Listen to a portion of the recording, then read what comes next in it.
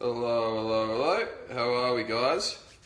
I hope you're ready for another big one tonight because this is going to be absolutely massive. We're going to be going over a whole heap of stuff that is going to relate to a lot of you. Because there's a lot out there that, a lot of you guys out there who, have these sorts of issues but can't quite overcome them, beat them, manage them, all that sort of stuff. So tonight we're going to go over all that stuff. As always, for you guys who've just joined, ask any questions that you want. So this is both to go over all these gut issues and all these symptoms that we all get, and to answer your questions too at the same time. So I want you to really benefit from it. So yeah, ask away as much as you need, and we are gonna help you out and make sure that it all works. All right. So what we're gonna do is just gonna wait, chill for a couple of minutes while everyone gets on, and then I'm gonna go balls deep as always into this. So yeah, tonight's topic's a really big one because a lot of people resonate with this. I mean, when I'm on the phone with guys who've had really bad gut issues for a long time. G'day, Chance. Good to see you again, brother. For guys who've had gut issues for a really long time, they can literally relate to every single one of these issues that I've put up. And so, if you can relate to this and you know how it feels to have all these symptoms, then you've got a gut issue 100%. And if it's not getting fixed, if you're not looking after your gut, then you're not going to get better at all. Hey Will, how are you, brother? Good to see you. So yeah, most importantly, if you guys do want to have a chat and you actually do want to, you want some coaching on this, you want to fix this, you want to beat this, I'm actually putting a link there where you can actually book in a call with me. So you and I will sit on the phone, we'll nut out a plan on how to fix you up and how to make you better. Because there's no reason that you should be living with any of these symptoms whatsoever. You shouldn't have it at all. So if you do need a hand, just book in and we'll get you started. All right, so pretty much what we're going to go over tonight is we're going to go fixing over these things. So guys, if you sleep on the side in the fetal position, all right, if your shoulders roll in and you're generally quite concave, so everything rolls forwards like that. If you've got an anterior pelvic tilt, if you squat and deadlift, and then when you're deadlifting or squatting, your hips go to the side. If when you bench press, shoulder press, do chin-ups, your shoulder rises up, particularly the left one in general. If you get anxiety, jitteriness, craving coffee in the middle of the morning, in the first thing in the morning, if you get brain fog, poor concentration, where you just can't think properly and everything's just an effort. If you get like junk food or sweet food cravings, anything like that, it's going to be a gut issue. It's completely a digestive issue. Now, earlier tonight, I put up a video where I was working with Abdel, Abdel the squat doc, as many of you know him. In this video, what we did was Abdel has got a very hunched forwards posture, okay? So for years and years, he was told to deadlift and bench like this, all right? So he's got into this position. Now, Abdel's recently had some gut issues because he's been working his ass off. He's been grinding really hard on an awesome app called Light, which is bringing him out. And pretty much so, when his gut's gotten bad, his whole body has rolled in forwards like this. And in this video, what I did is I literally helped Abdel get 15% more range of motion in his upper back just by changing the way that he breathes.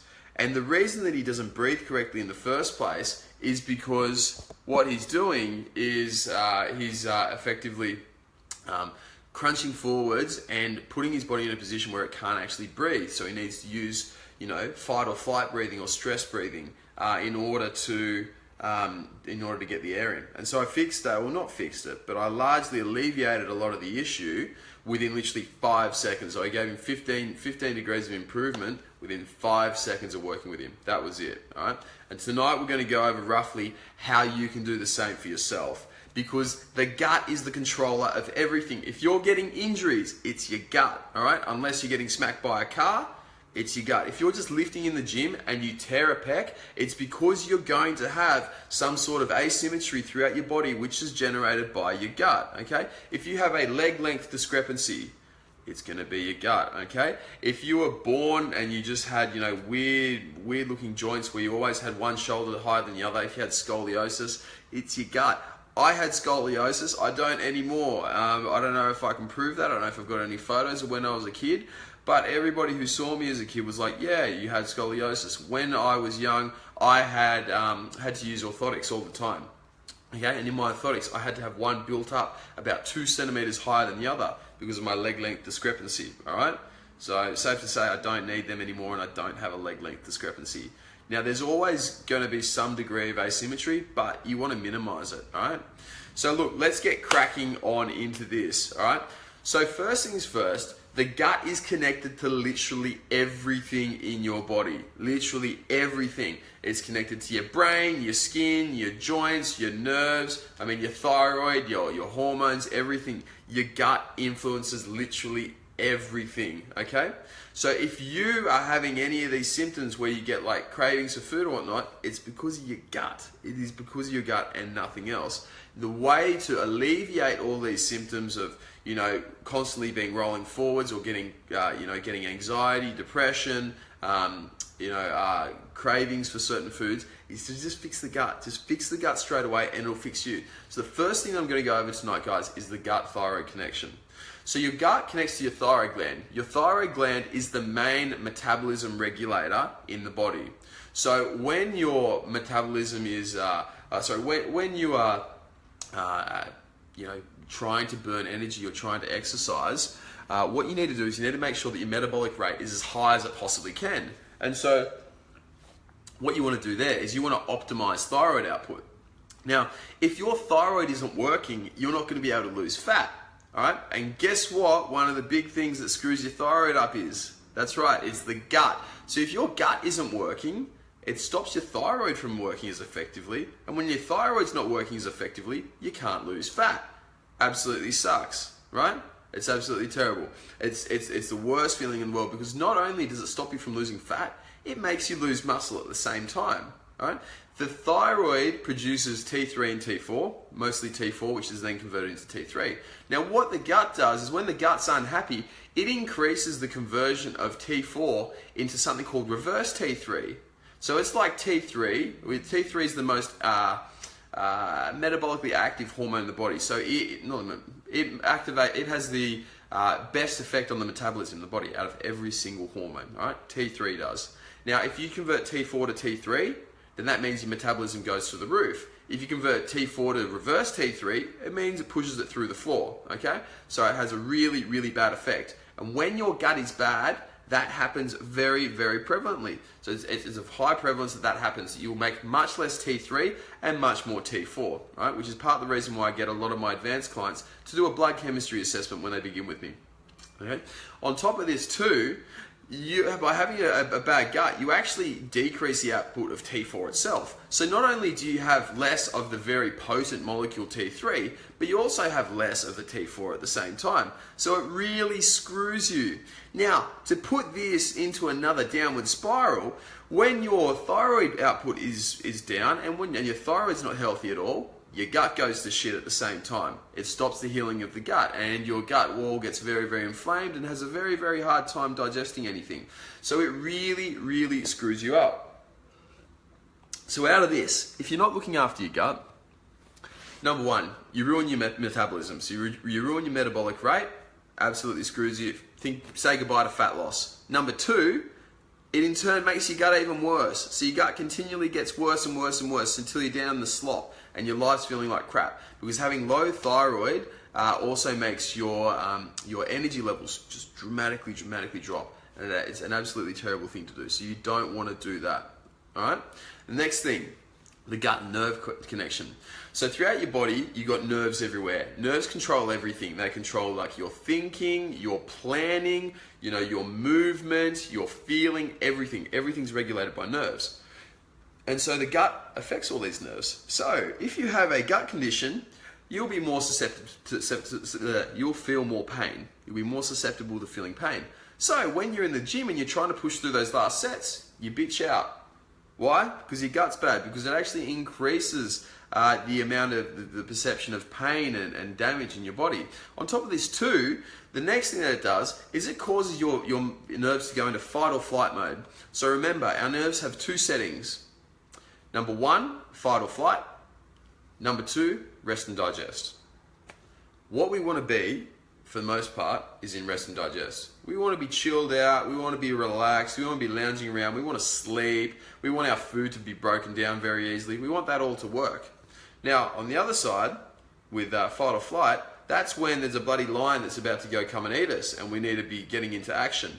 Now, this is awesome for when we need it. So in the gym, it's very, very good because, well, you need to be in fight or flight at the gym because you need to be performing it at the best.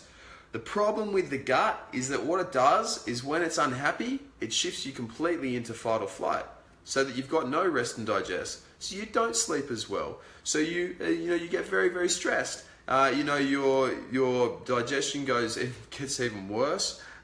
Your thinking, your cognitive function goes through the floor. You start getting anxiety. You start having chronic brain fog, all those sorts of things. And then on top of this too, to add insult to injury, what your gut does is because it's told all your nerves that we're in fight or flight, it completely screws everything. So when you're in fight or flight for too long, it actually makes your body go all over the place. So one thing, a really common pattern that everybody gets, literally everybody who comments on these posts will most likely get, is you'll notice that your right leg is shorter than your left leg. You'll notice that your right glute does not activate as well as your left glute. You'll notice that your right QL is very, very tight, and it's always tight and it never gets loose. You'll notice that your right obliques just don't look as good as what they do on the left side. You'll notice that your right psoas is really tight, your left glute is overactive. When you squat and deadlift, you shift to the other side, your shoulders start rolling forwards, your whole body rolls forwards, you sleep on your side, and in the fetal position or with one leg over, covering your body. And so you get all these symptoms which are not good for you at all, because what happens is this rotates your pelvis. Now, when you rotate your pelvis, you prime yourself for a slip disc.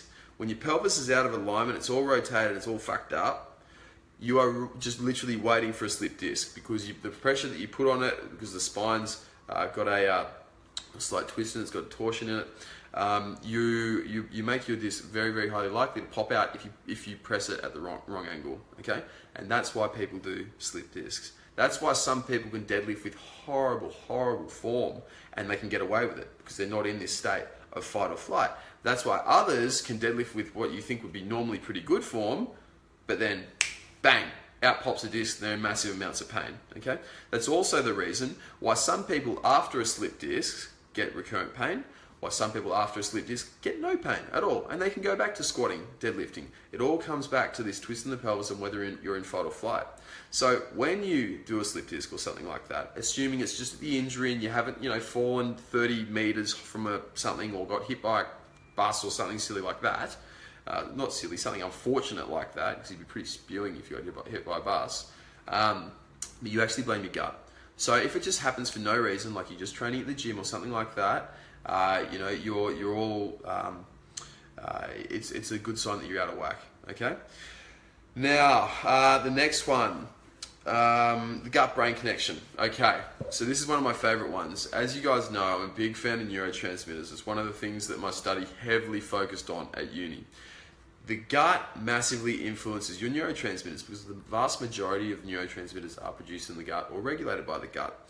So, what you'll notice is that when you have a bad gut, you will be very prone to low mood, so depression type symptoms, anxiety, your brain focus will go to absolute shit, your motivation, your drive will go down, you'll lose your sex drive big time, like really, really big time. Honestly, your whole body will be all over the place. Your memory will go to crap, your thinking speed, so how quickly you can answer and respond to questions will go. Your personality will go. So if you're a funny bastard and you're always cracking jokes all the time, that'll go and you'll just be quite plain. You'll just be very sleepy all the time. If you're more of a mellow person, you'll be more likely to anger, and so all these things. And that's because the gut actually interacts with the brain very, very heavily, and vice versa. They work both ways. So if your gut's damaged, you're going to get all these effects, and it's going to absolutely suck. It's going to absolutely ruin you. And so you really need to look after your gut if you want to keep your cognitive function high. If you want to alleviate or reduce anxiety, depression, things like that, starts at your gut. That's where you got to begin. You got to begin fixing that, because then and only then will you be able to actually alleviate those sorts of things. So yeah, so they're the three main connections that I wanted to go over tonight, with the most important being the effect of the gut on the nerves. Because remember guys, every single thing in your body is controlled by the nerve. Even your brain is a bunch of nerves. That's what it is. It's like a whole really tightly wound bunch of nerves, and that's literally all it is. And it just transmits from one thing to the other and causes you to feel, think, do all that sort of stuff. Okay? So yeah, so if you look after your gut, you'll make all of that work a lot better. Now guys, we've covered a whole heap tonight, and I'm sure there are going to be little bits of gaps in what I've covered for you, and you're going to be unsure about some of the things that I've said.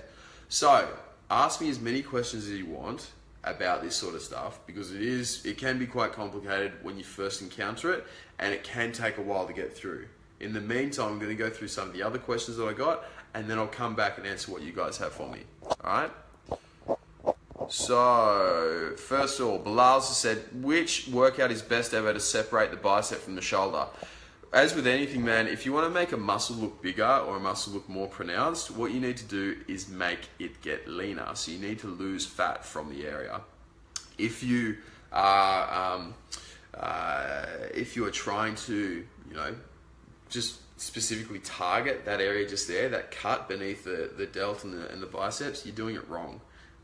It's not going to happen for you at all. It's just plain and simple not going to work. So yeah. I wouldn't worry about that, mate. Bilal, just get lean and you'll be fine. P.S. Don't mind me, I've just got to get through my rice. I got adventurous tonight and had a bit of cinnamon with it and some stevia. For those of you in the shred community, you would have seen me already smashing about 1 kilo of rice in one sitting. And yeah, guys, that's what I do, because every single night, this is my stuff. I'm getting onto it. Bulking on, 4,500 calories means you've got to eat a lot of food, and this is what a lot of it looks like, which I actually enjoy. Because the thing with rice is that it's very lowly, it's a low irritant. It doesn't irritate your gut literally at all. So nearly anyone can have it.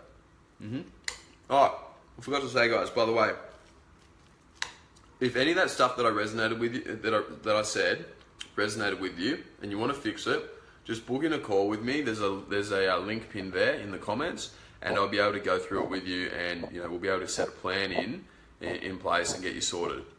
Now, Graphy's just asked, I'm in the process of elimination mode. Can a lack of quality sleep contribute or have a snowball effect on gut and vice versa? Yes, massively. Massively. Sleep is key, guys, because when you sleep, number one, you fix your gut. So in sleep, your gut gets better. Alright, and so that's when the whole healing process gets better. That's when the majority of your microbes in your gut start repopulating and growing, allegedly, so we're told. I've never seen it happen, but that's what science says. The other thing too is that when you sleep, you bring down your level of stress. So you pretty much go immediately out of that fight or flight mode when you're in true sleep, and you go into rest and digest. Okay, and that allows blood flow back into the gut.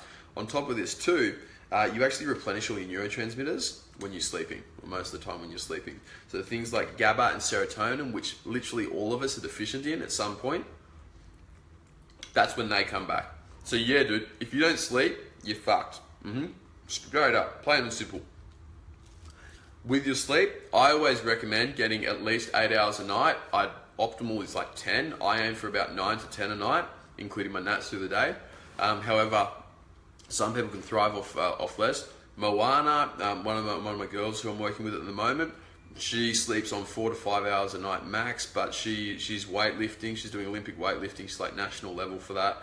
CrossFit, she's also national level for that. And then bodybuilding, she's going to be competing at the Arnold's in bikini or figure, whichever one she looks good enough for. And she can thrive off 5 hours of sleep. I couldn't do that. I'd die. So you've got to find out really how much you need. Luke Spencer just asked, so how do you improve gut health? Ooh, bro, that's a long one. All right. So the most basic thing is, number one rule, which I always tell everyone, is don't eat like a dickhead. Simple, plain and simple. Eat rice, eat like Jimbo. Number one, don't eat like a dickhead, man. Get enough sleep, train smart. Okay, they're the three big things. On top of that too, look after the five major stresses in your life, which are going to be like your sleep stress, your physical stress, your emotional stress, your psychological stress, so like work and all that stuff. So if you look after that, you'll look after your gut health very, very well. On top of that too, taking a little bit of berberine every day is going to help in a big way. It's also good for anti-aging.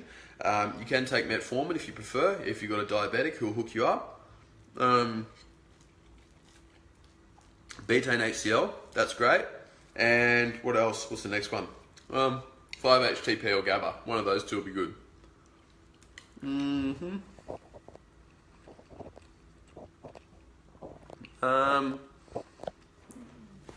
Some other great low irritant foods. Bro, there are heaps of low irritant foods. It really depends from person to person. Anything that's not a legume is generally pretty good. Anything that's not a legume, some people react really poorly to grains. I find that rice is actually awesome. It's actually less reactive than potato or sweet potato. Potatoes are nightshade, so it can react in some people. Yeah, so to be honest, man, you just got to find out for yourself. That's the biggest thing. Find out what foods irritate you, what foods don't.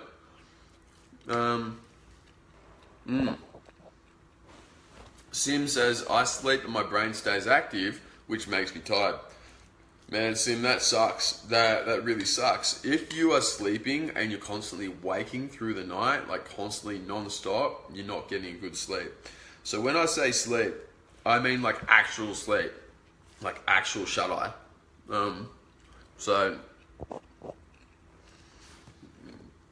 So you should be completely out, alright? You shouldn't be dreaming too much. You should just be like, boom, dead to the world, wake up like you've hardly moved, okay?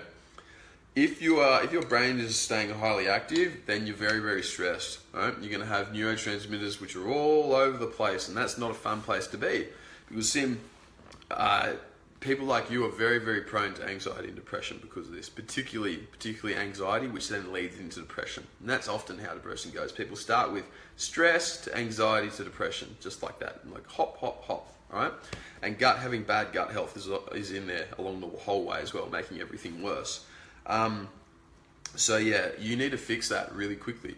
The easiest way is to supplement your neurotransmitters and all that jazz. So yeah. That's the biggest thing which you need to really, really look out for, man. Is because if your sleep is poor, you're not going to have a good time whatsoever. In fact, you're going to have a really bad time with everything. Like life is going to be tough, life's going to be hard, and life's going to suck. Okay. So another question I got the other day was from one of the boys in the shred community. Was my thoughts on coffee. Okay. Coffee's great unless it irritates your gut. So like most things, coffee can irritate your gut if you're not using it properly and you're not suited for it. The thing is, when you have caffeine, you switch yourself into that fight or flight mode that I've been talking about. And when you go into fight or flight, life gets much, much tougher. Okay? Because it constricts your gut and it takes all blood flow away from it. And so every time you put food in there, then food gets trapped and then you start getting a whole heap of bloating. So yeah, it's no good. Now, Cuzzy's just commented and saying, for some reason, coffee makes me go to the toilet. Yes, it does, because have you ever heard the expression, like, he shit himself?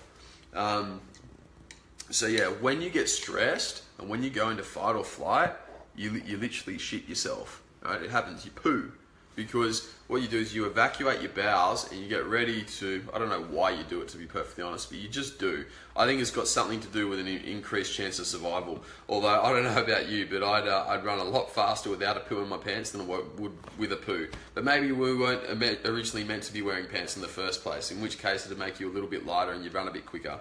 But regardless, look, I don't know why. I don't know why you shit yourself, but you do. So yeah, coffee does have a laxative effect, but it does not improve your bowel movements whatsoever.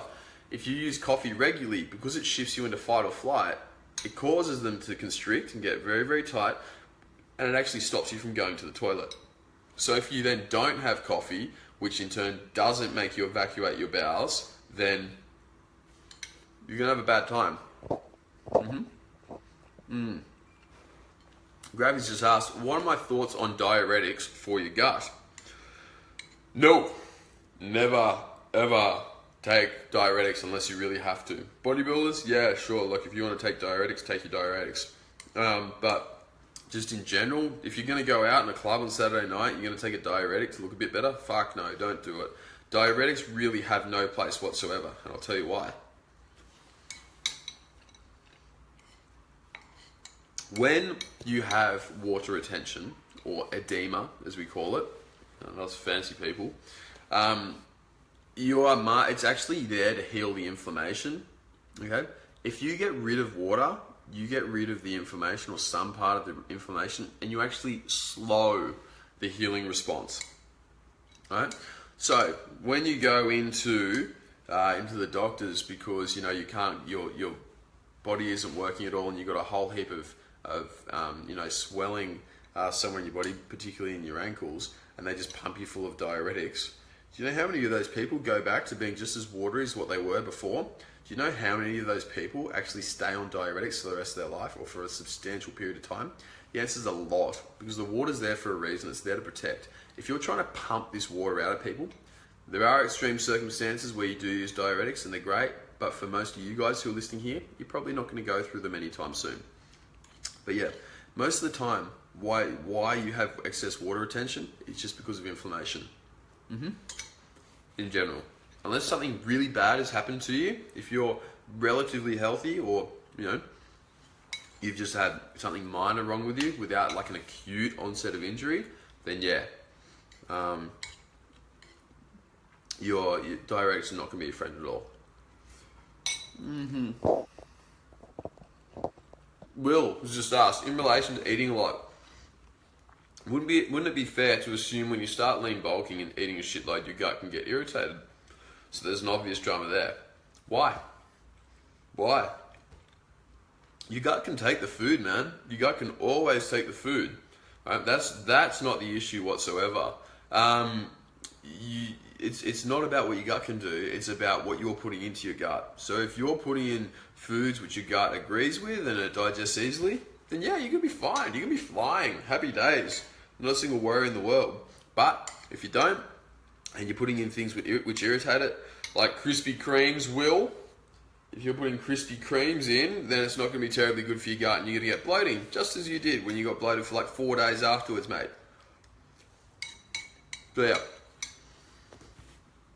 if you're putting in bad foods, then yeah, it's really going to stuff with you, it's really going to screw with you, you're not going to have a fun time lean bulking. In fact, you won't lean bulk, because you'll just get fat, you'll just get watery, and you look sloppy as anything, okay? So yeah, so don't worry about, as you lean bulk, increasing your food intake and having a bad effect on your gut, because your gut can take it. Your gut can take a lot. I've had my boys eating 7,000 plus calories a day, and their guts were fine. They stayed lean, they kept their abs. I've been on 5.5, 6 myself, and I stayed fine, I stayed lean and still had my abs. Shit, I had striated legs. So there's no reason why you can't lean bulk and look after your gut at the same time. Now, Cuzzy's saying, I think I'm addicted to caffeine. Yeah, that's actually really common. Lots of people are addicted to caffeine. The reason being is because we're so overtired all the time. We're normal to being in this state of, well, actually, you know what, I'll explain that a little bit better. So with the, when you get tired, you have an increase in this molecule called adenosine in your brain. Now, if you guys who are nerds like me, you know ATP, which is the energy unit, it stands for adenosine triphosphate.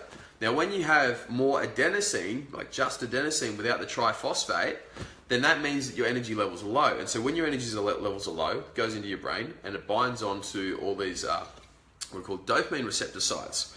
What caffeine does is it comes in and it, bang, cleaves them off and gets rid of this adenosine. So the adenosine goes and pisses off, all right? Gets out of the way. And the caffeine's in there, does two things. Number one, it allows dopamine to bind to the dopamine receptor. Number two, it has what's called an adrenergic response, meaning that it creates adrenaline.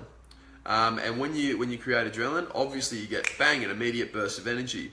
And because people are so chronically overtired, because their guts are so bad, and because their recovery is so poor, and because their mitochondria are so poor, it really, really screws with them, right? And so you get addicted to coffee. So if you're reaching for the coffee 2, 3, 4 times a day, you're not in a good way.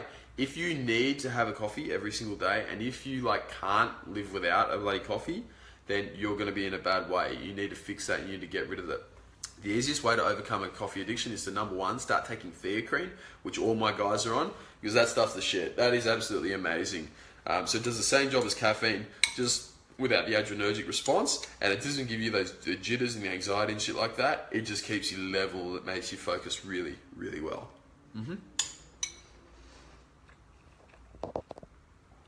The next way is to increase the amount of sleep that you're getting, right?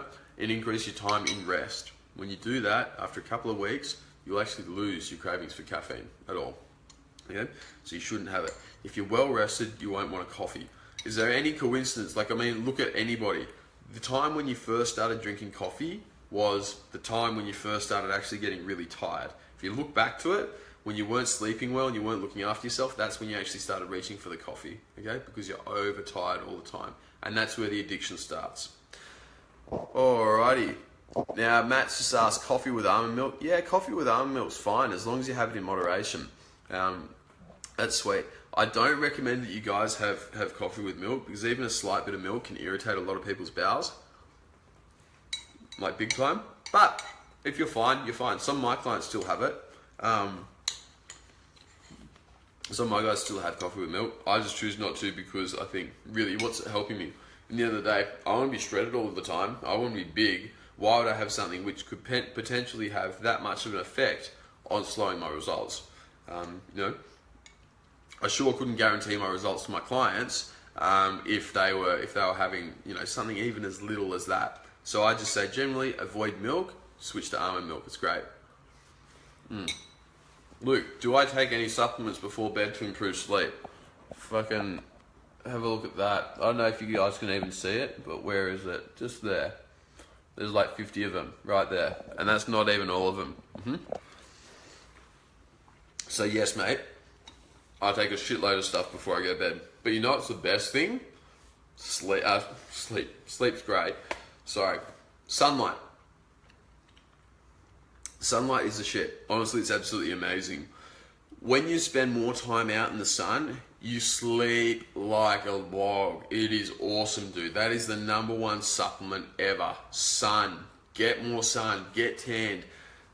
If I can't convince you to just go get more sun by saying it, the 2 big reasons that you should get more is because, one, you look a fuckload better. Let's be honest, nobody pasty ever looked like mint. You know what I mean? No offense to the pasty people out there. I was a former one of you. Before I left to join the better tribe. But yeah, being pasty, you just don't look as good at all. On top of that too, you also gain more muscle, and then on top of that, you sleep a shitload better. So yeah, get more sun, mate. Get way more sun if you can.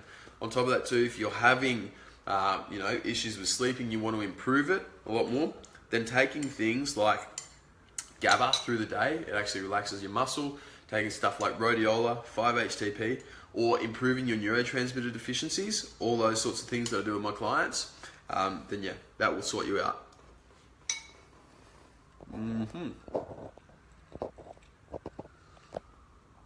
Cuzzy, is sriracha sauce okay to flavour plain rice?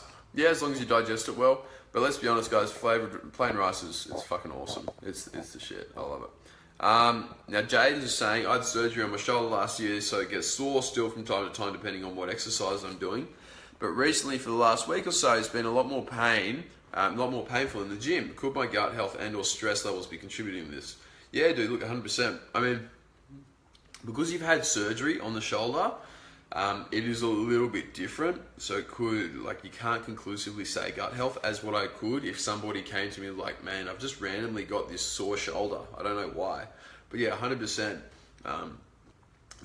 your gut health and stress could be doing it, because what it does, your gut obviously pulls your shoulder out of its correct alignment, and you move in patterns which aren't good for it, and it rubs on things which it shouldn't rub on, and that really, really screws it up, generates a heap of inflammation. One of my boys who just signed up with me today, Kyle, he's had chronic bursitis, recurring bursitis in his shoulder. Bursitis? No, but they diagnosed it as bursitis and then had a C-joint tendonitis.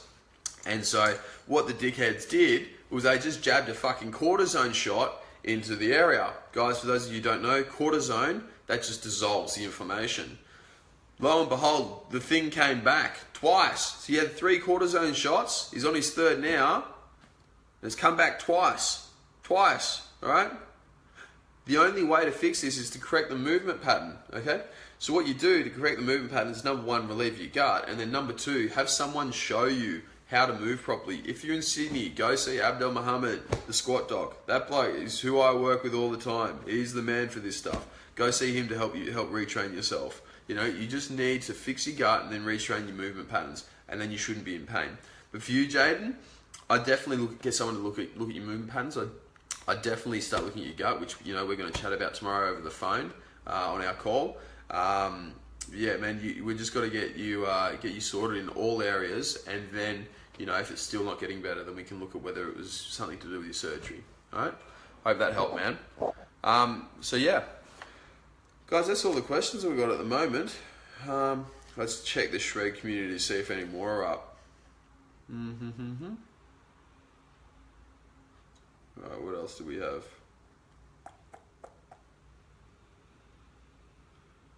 That is pretty much it. We've answered literally everything, dudes and dudettes. So yeah, if you guys have any more questions, I'm just going to keep chewing my rice and talking shit, because I've got rice to finish, so I might as well sit here and chat with you guys. Yeah. John, I take Inner Health Plus probiotics. Is it something that must be taken all year round? No, not really. I get my guys to take probiotics because I see it as ticking a last box. But I myself, I take probiotics on and off. I like to experiment, and see how much they affect, or how much effect they have. So yeah, it's not really a must to take all year round. It's not. If you're looking for optimal body composition, and you're looking to get dramatically leaner and bigger, then yeah, I probably would take it just to be safe. But as far as Inner Health Plus goes, man, they're shit. Get onto Now Foods. You get it from iherb.com. Inbox me if you want the iHerb code for a discount that I got. But yeah, man, I wouldn't take Inner Health Plus. It's a waste of money. It's very well marketed. I mean, those ads are sick, where they've got like the bad stuff and then the goodies jump on and it throws the bad stuff off. I like those ads. It's very good marketing. But other than the good marketing, pretty crap. Right? Wouldn't bother. Would not bother at all. Just go for Now Foods, mate. That's the best stuff. And it's cheaper too. You pay like, what's it, like $10 or something for a whole bottle of them. So you're much better off with the Now Foods. David said, what can you suggest to help to eat more, as you said, bad sleep?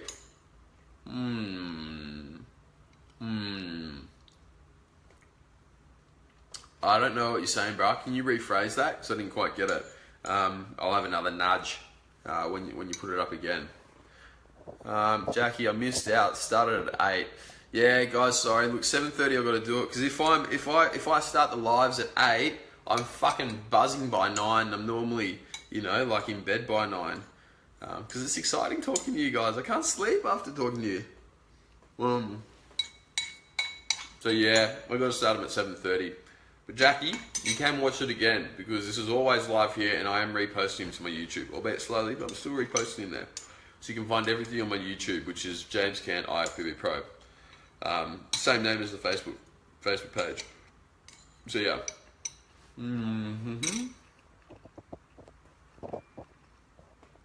Cuzzy just said, is digestive enzymes necessary? They can be, depending on the person. I like to get all my clients just to take them as a precaution, so that I know that you are actually digesting foods well, and actually getting the most out of absolutely everything that you've got. Because if you're not, if all you got to do is take one pill, and it could potentially have like a substantial, improvement in how you're feeling, and the results that you get. So yeah, I would say yes, they are necessary. They're not essential, But for you, Cuzzy, for people who want to get shredded like you, then yeah, they're gonna help massively.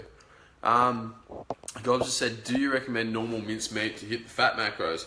Fuck no, mincemeat is the worst.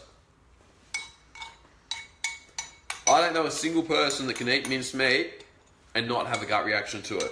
I can't remember why, but I'm pretty sure they do an acidic wash or something like that to the mincemeat, and that wash really ruins your stomach. Your stomach, your intestines, whatever. It messes with something really, really badly in there. I won't touch it. If I know meat is minced, like not fresh mince, but like, you know when you go to Woolies, or you know if we've got people from the US, when you go to Kroger's or whatever, and you got the packets here, they're pre-mixed and they look like perfect little spirals, and they're red with little bits of white through it. Don't have it. It's absolutely shit. You know, it really, really, really ruins your gut. So yeah, Hagod, mate, throw it away right now. That's the best decision you've ever made. If you do get mince, which is fresh minced, and you know that it's good quality and it's come from actual bits of meat and it's literally just been put through like a mincing machine, then yeah, it's fine. But anything that's chemically processed, you know, especially with that acid wash, I just see so many guys get gut issues with it. There's no science behind that. There's just me literally training a fuckload of people over a fucking long time and doing it myself, knowing that that stuff's no good. And it doesn't have, you know, I don't think that it has any place whatsoever in anyone's diet. This doesn't work. Now, Cuzzy's just said kangaroo mince. Is that okay? No, it's not. Kangaroo mince is exactly the same. It's got the same shitty wash, and it's still going to be, you know, no good. It's not going to help you whatsoever. Okay. So yeah, there's minces and anything that is like processed in a way which is non-beneficial for your gut, or has got certain chemicals in it which irritate your gut, just go away from. Anything, it goes back to the rule. If it bloats you, don't eat it.